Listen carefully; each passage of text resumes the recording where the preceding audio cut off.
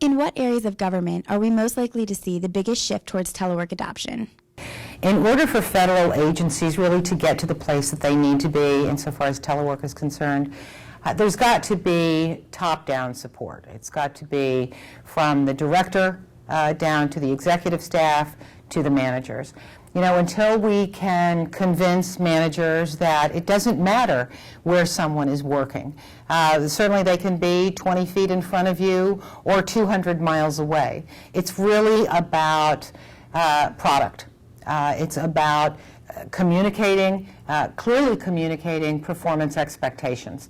And so I think until we have those things in place, and certainly the technology is important, and that's improving day by day.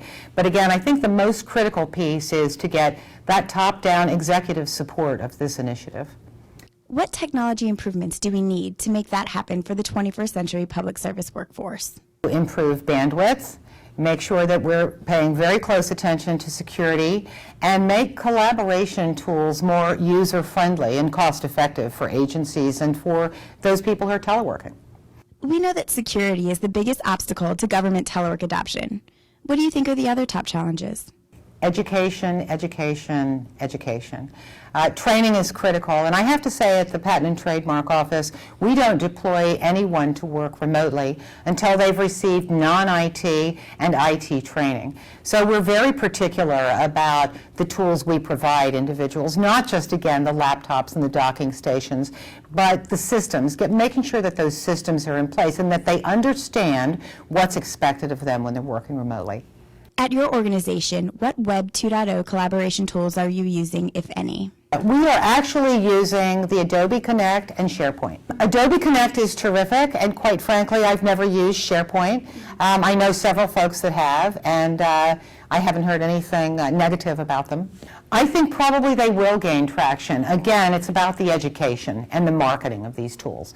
I think once we get folks on board and we train them and they use them on a regular basis, I think they're going to be, again, part of the telework culture.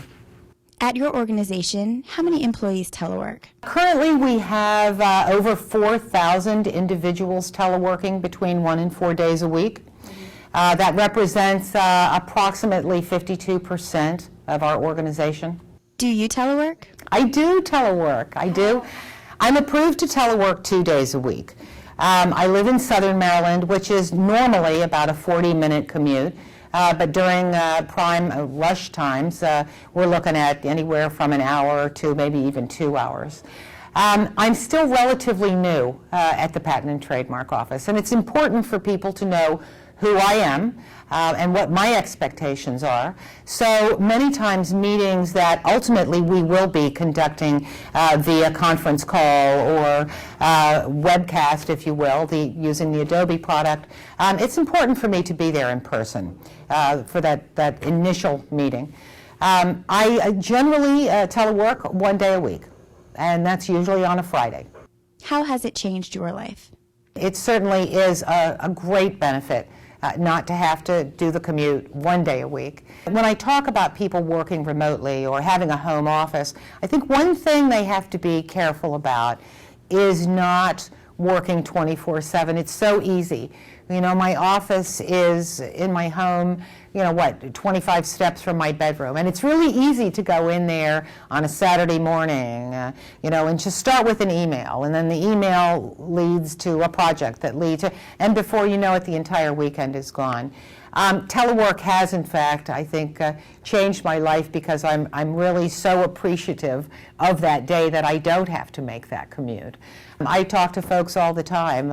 An individual comes to mind. She has a child that has life-threatening food allergies. And when she started working remotely 4 days a week, certainly she was close to the child's school.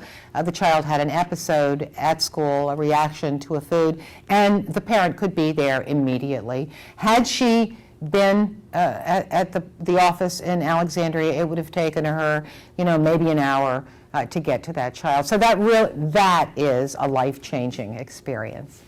What advice do you have for your peers who are implementing telework options? If an agency or any organization is thinking about starting a telework program, I would say, take a very systematic and strategic approach. Start small. Start with pilot programs, gather data, and measure everything. Make sure that you have the proper technology in place and standardize all of your equipment.